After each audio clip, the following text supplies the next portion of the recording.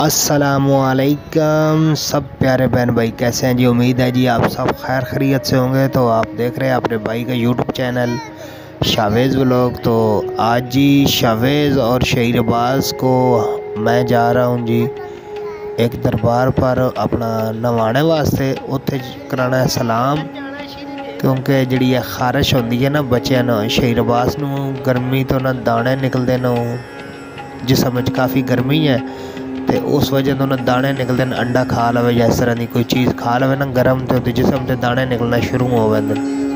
तो असी हुण उन्होंने एक जगह ने नवाण चले हाँ। किसी ने दसिया कि पिपली पीर जाओ, उत्थे नवाओ, इंशाअल्लाह बच्चे ने आराम आवे सीगा। असी हुण नवाण जा रहे हैं। तुसी दोस्तों ने रहना है साडे नाल। वीडियो पसंद आए तो अपने भाई के चैनल को लाइक सब्सक्राइब शेयर ज़रूर कर देना।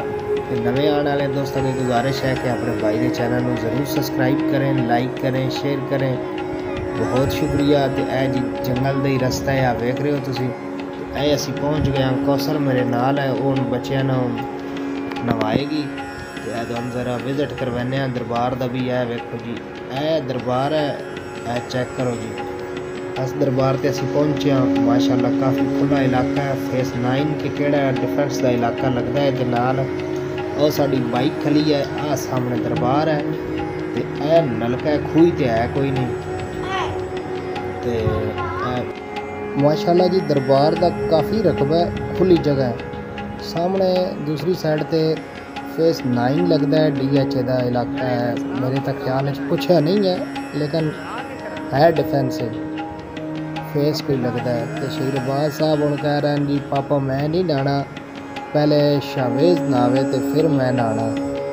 तो शावेज़ भी तो अल्लाह खैर करे, इतना नहीं मसला। शहीर अब्बास को ज़्यादा मसला है, जड़ी गर्म चीज़ खा लेंदा रमज़ान पकौड़े पकौड़े भी खाता रहा, अंडा वगैरह भी। उस वजह तो काफ़ी दाने ज़्यादा निकल आए। तो दाणियां की वजह तो खारिश में बहुत ज़्यादा होती है। असी इतने पिपली पीर नवाण आए हैं। अल्लाह खैर करे जी। हम मेरे बच्चों अल्लाह ताला इत्थों ही शफा दे देवे। आप भी दोस्त देखें वीडियो और पसंद आए तो लाइक शेयर लाजमी मारें। बहुत बहुत शुक्रिया।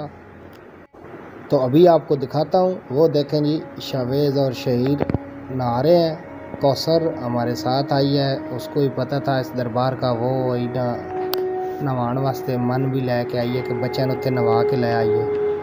तो ये चेक करें जी क्या खूबसूरत नज़ारे हैं। खुला दरबार है माशाल्लाह। ये सामने दरबार है और साथ ही पीपल का दरख्त भी लगा हुआ है और बोर्ड के भी 2 दरख्त हैं।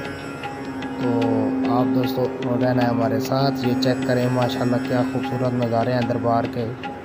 ये पीपल है। भाई नहा के आ गए। अरे भाई आए हो, सर्दी लग रही है।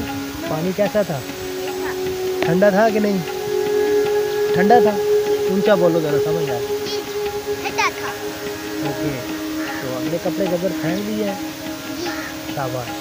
इतने जी जेडे अगले कपड़े साढ़े आन वो असी सुट दिते न, तो घरों दूसरे लैके आए अस। वो जेडे बच्चे पाल है हम जड़ा था, फिर असी घर चलांगे। ठीक, वो बच्चे इतने ही सुट देने ना, बस उन्हें वापस लैके जाने। वो खारिश वाले कपड़े जोड़े होंगे ना घरों पा के आइए, वो इतने सुटने होंगे। तो बकाया जोड़े नवे घरों कपड़े लैके आई जाना जी, वो पा के असी घर चले जाना है हम। ठीक है, ओके, सही है ना।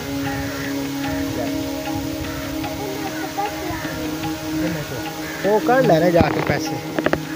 शावेज़ कह रहे जी मेरे पैसे थे उनमें ना, तो वो अब निकालने जा रहे हैं। वो तो मैं कहना कि वो सुट देने, कि वो कह रहे हैं मेरे तो पैसे हैं उन्होंने पैसे कढ़ने जा रहे हैं। चलें जी आगे आपको दिखाते हैं जी। तो आप भी देखें और ज़ियारत करें जी। बहुत शुक्रिया आप दोस्तों का जो साथ है मेरे। अंदर तो जी अपना की नाल इधर ताला लगा है। इतों वीडियो बनावांगे अंदर।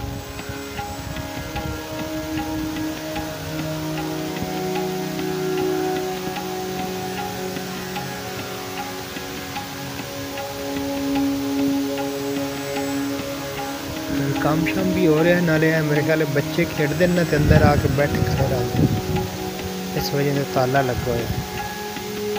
तो बारों बारी ज़ियारत और दुआ शवा मंगांगे, असी सलाम करांगे। पिपली पीर दा ए सामने जनाब पिपल बड़ा वड्डा लगा होया देख रहे हो सामने यही मेरे के पिपली पीर दरबार है जी। तो दोस्तों साढ़े नाल बहुत बड़ी ज़्यादती हो गई है। ज़्यादती इस तरह हो गई है कि यह दरबार जड़ा है ना जी ये पिपली पीर दरबार नहीं है। तो असी जितों पूछा उन्हें सानू यही दस्या कि पिपली पीर दरबार है। तो असी नाम भी नहीं वेख्या अंदर आके कि मज़ार नूं ताला लगा बाहरों चार दीवारी ने तो नहीं वेख्या। इत्थे लड़के साइड ते क्रिकेट खेड रहे हैं तो लड़का पीण आया पानी इत्थों। उधर तो मैं पूछा कि यार ए पिपली पीर दरबार है या पिपली पीर दरबार कोई होर है। तो उन्हें क्या ये हाजी शेख कोई इस तरह करके नाम उन्हें दस्या कि उन्होंने दा दरबार है और पिपली पीर दरबार जड़ा ना वो अगे है। तुसी गलत दरबार ते गलत जगह ते सॉरी आ गए हो। तो बच्चों तो असी नवा लिया अल्लाह पाक शफा देनी है तो इत्थे भी दे देनी है। तो इंशाअल्लाह हुण नवा के तो बच्चों नूं अगे लैके चलते हैं पता करके जड़ा पिपली पीर दरबार है। तो अल्लाह पाक माफ़ करे जी गलती गुस्ताखी हुई होवे ते बहरहाल सन ते इतना दस्या गया असी तो पहली दफ़ा आए हैं कि यह पिपली पीर दरबार है लेकिन यह पिपली पीर दरबार नहीं है। और लड़का दस रहा उत्थे तो काफ़ी रश होंदा इतवार वाले दिन काफ़ी लोग उत्थे सलाम करन आए होंदे ते हुण शेर ने भी नहा लिया कपड़े शपड़े चेंज करके हुण असीं ना उत्थे जावांगे अगे। तो दोस्तों वीडियो पसंद आए तो लाइक शेयर लाजमी करना। बहुत शुक्रिया। तो इंशाअल्लाह तुहानूं मिलेंगे एक नई वीडियो के साथ। अल्लाह सोहने दे वाले खुदा हाफिज़।